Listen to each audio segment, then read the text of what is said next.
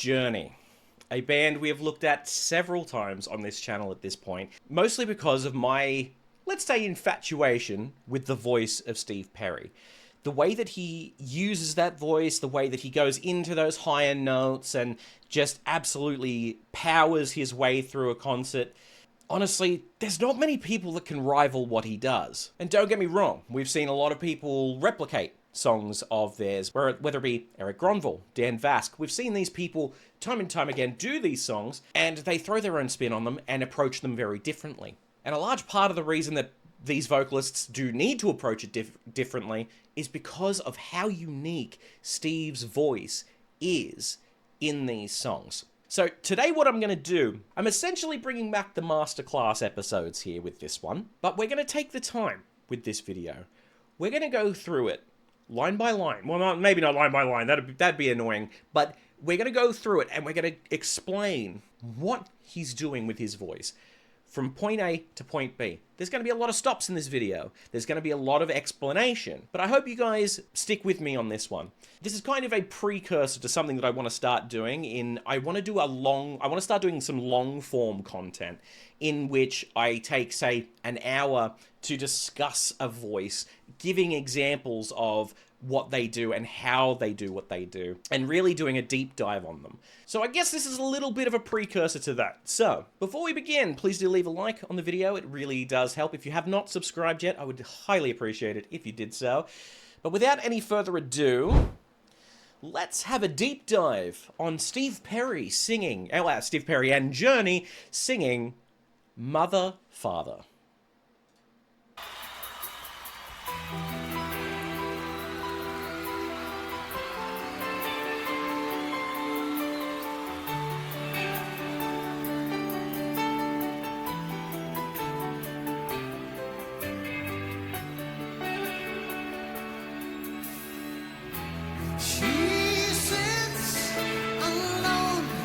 Wow.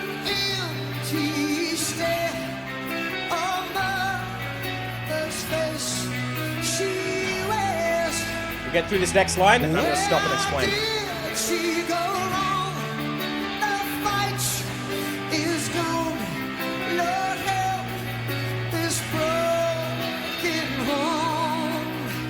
Okay, before we get into the crux of this song, and I know people are going to be really upset that I paused it right there, and believe me, it hurts me too. But I want to talk as to why this is so impactful to me. This beautiful, glorious sound that comes out of this guy when he sings these lines. Something that I've spoken about in terms of, I'll say male vocal more than I have with female vocals, because it's easier to determine with male vocals, is that he goes from chest voice into using what is known as a kind of mixed voice. That mixed voice, it kind of sits in between chest voice and falsetto or head voice. When you're first starting out, it's really hard to get into that spot. Basically, I explain it as a bit of a tightrope. What tends to happen is, here's the note. Sorry, that's not the note. Here's the, that mixed voice, is this tightrope here, the top of my hand. What tends to happen, if you're walking on this tightrope, it's very, very easy to fall into the chest voice over this side, where you start belting it, or you fall into the head voice here, and you lose the power. I've explained this a little bit in detail with one of the more recent Tommy Johansson videos as well. The brilliance of what this man does is he maintains such a brilliant relationship between his chest voice and that mixed voice. You can hardly tell when he goes into it. Now, that opening line, she sits alone. Now, for me, the way that my voice works, I did that section all in mixed voice. He does it in a combination of both. That she, I believe the she, that first word, is in chest voice, and then he goes into that mixed voice. She sits alone. I did it then. That's it. I didn't realize I could actually do it that way. Anyway, but he maintains being able to jump in between that chest voice and into that mixed voice throughout the entirety of this piece, and there is not a single time where it wavers, and the stamina required is insane. So I'm going to go back a little bit here, and then we're going to let it play into that chorus. Where did she go wrong? The fight is gone. No help this broken home. Hey, mother, father, sister. Hey, come back. I try to believe it. Hey, There it is. That note, man.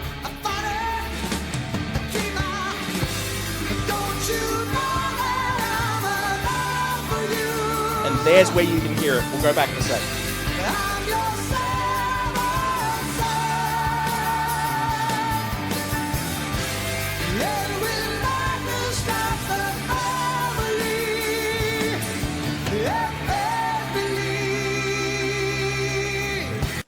Okay, so again, I'm going to go replay this chorus here. And the reason that I want to go through the entirety of this chorus again is because A, I really want to hear it again because it sounds so bloody cool. And the other part is I want you to really listen to when he gets to the to that higher section there. Hey, mother, father, sister, don't you know that I'm alive for you? What you'll start to hear, now that it's been pointed out, you will hear a very, very minimal tone change in his voice. What that is the swap between chest voice and mixed voice. And when I was learning this stuff, the example I was given was this song. Because what you don't want is for that change to sound like a gear shift the entire, like, at all, by any stretch. You don't want that change to sound like a gear shift. You want it to be as natural as possible. And in a lot of cases, without pointing it out to people, you can't hear it. And to be honest, that's the way it should be. The way he does it is just brilliant. Because it's not a full belt. A lot of people do mistake it as a full belt. It's not. I promise you it's not. Let's have a listen. Have a listen to it. You'll hear it now. Hey, mother, father, sister. Hey, come back. More in the next section. I try to believe it. Hey, mother, father, keeper. Don't you know that I'm alive for you? You hear that tone change. It's subtle. I'm your Subtle, but it's there.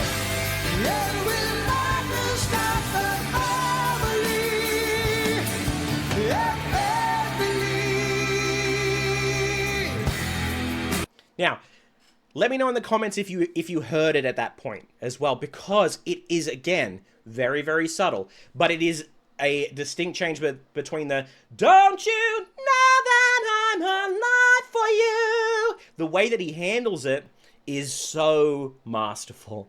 It's crazy. And to keep in mind as well, it takes a lot of stamina. I mentioned before, it takes a lot of stamina to stay in that part of the voice for extended periods of time. He's in the middle of a concert. I'm pretty sure this is like the midway through his concert, maybe a little bit toward the tail end, if I remember rightly. And he kills it. Like, he's been up on stage singing his little heart out for probably, I want to say, close to 45 to 50 minutes, I think, at this stage, which is huge. So being able to maintain the voice is another skill entirely. It is just practice and the continual, practice of getting into that spot in the voice. Because when you first start in that section, it's very easy to fall out. It's very easy to fall out, especially going into that chest voice and kind of approaching it more like a belt than staying in that middle section.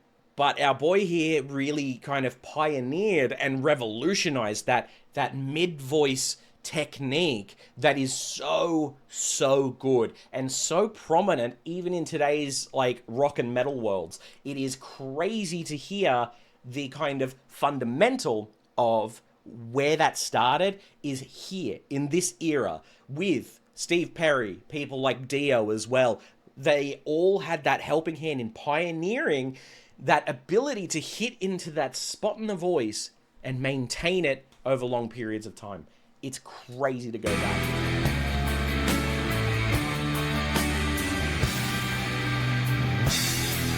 With dreams he tried, and lost his pride. Split there. He dreams his life away.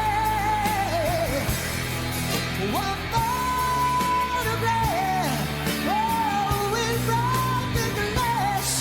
It should not end this way. Wonderful. Like, here's another thing as well. Often I've said this, and it's so prominent here. The idea when you're up on stage is to make people think that it is effortless.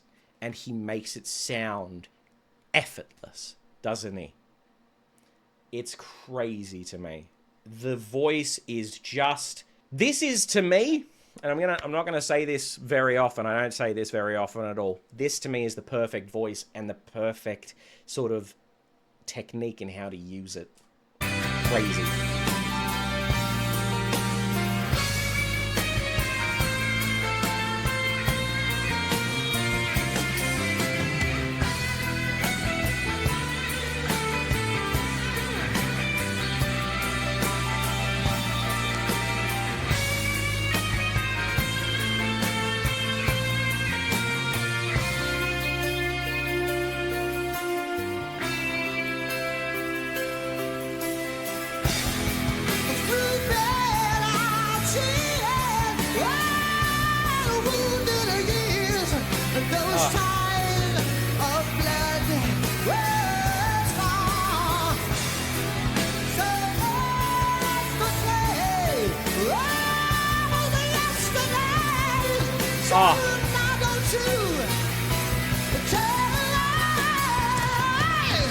It's so good. I know I've stopped again before it gets to the mother father part, but again, there's more that I want to pull apart here.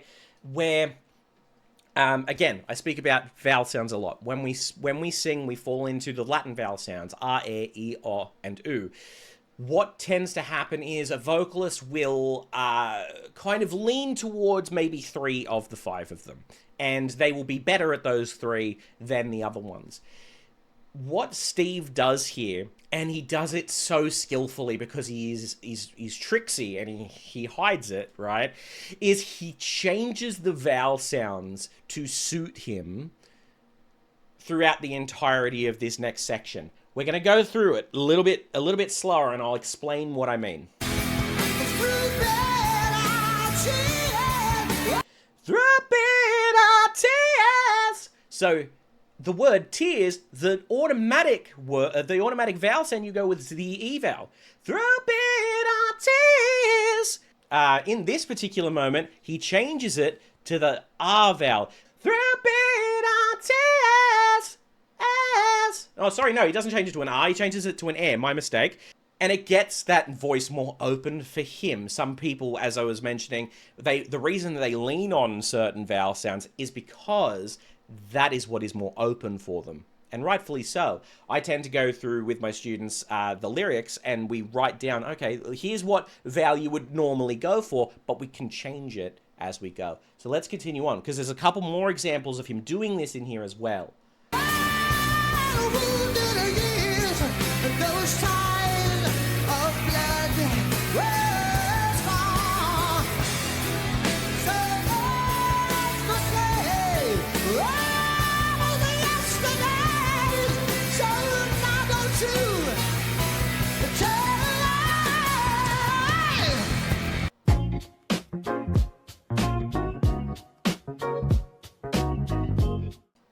Okay, sorry, I was a little bit wrong about that. I thought that there were... I thought there were more examples of what I was saying there, but no, there was just the one in there.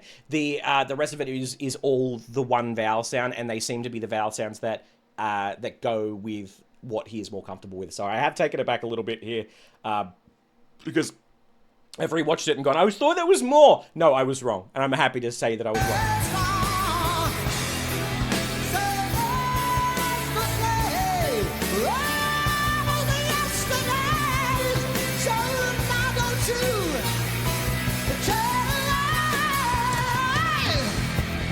brilliant. It's so good.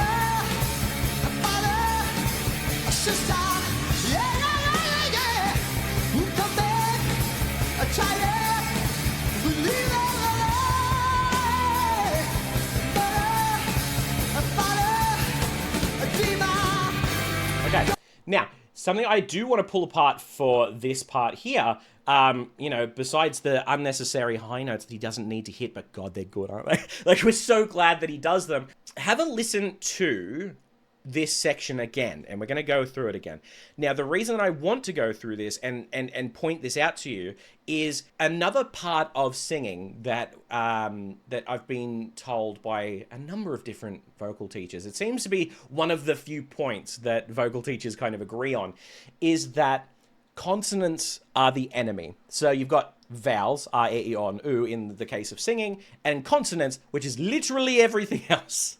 What tends to happen is some consonants can make it very difficult to sing. For instance, try and sing a note on a t sound, or try to sing a note on a z sound. Sorry, not a z, an s, a s sound. And a lot of people tend to go zzz, zzz, which is a z sound. That's why I said z earlier. I got it mixed up in my head. I'm freeballing a lot of what I'm saying here, so I apologize. I had it mixed up.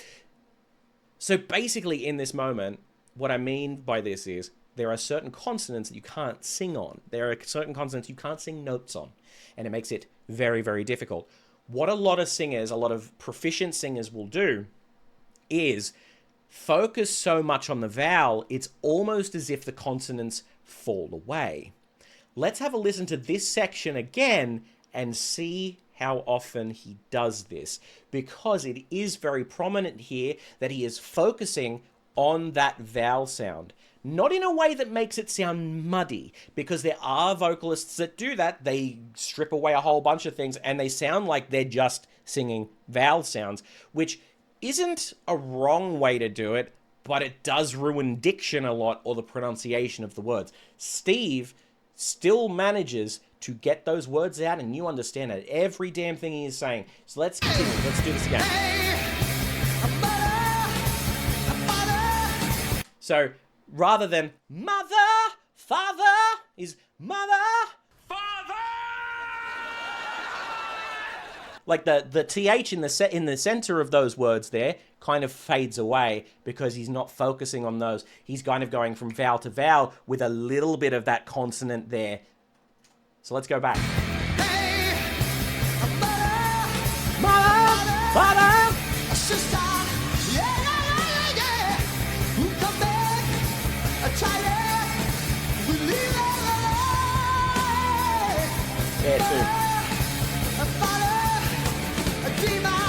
it's almost as if in the course of singing this, he changes the th to a d.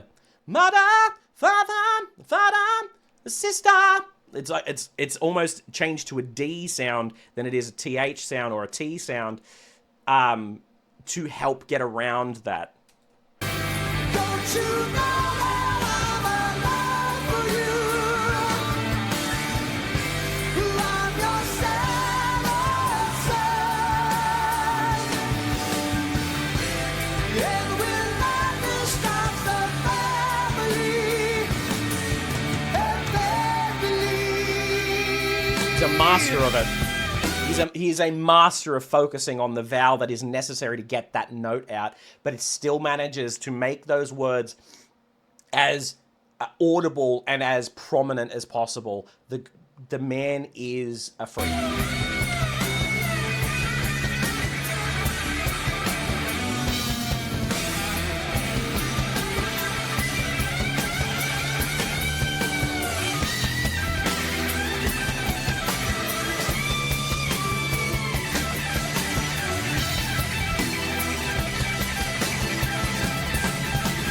That is an incredible guitar solo as well.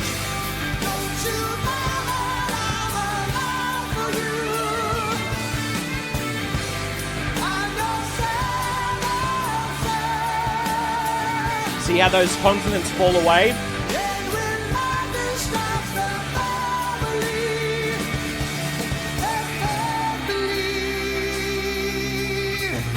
almost like, have faith, believe, that the TH in faith is almost non-existent. It's there enough that you know what he's saying.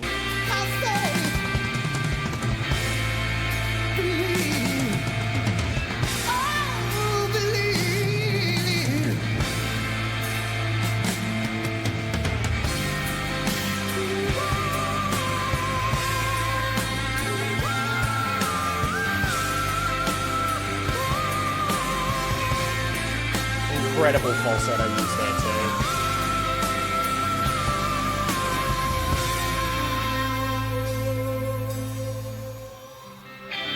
So, the pitch, man. The pitch on that man. God.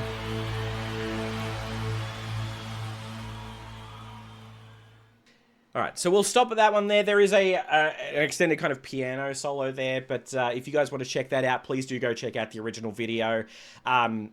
Because the fact of the matter is, the way that he performs that, the way the entire band perform that, is absolutely insane.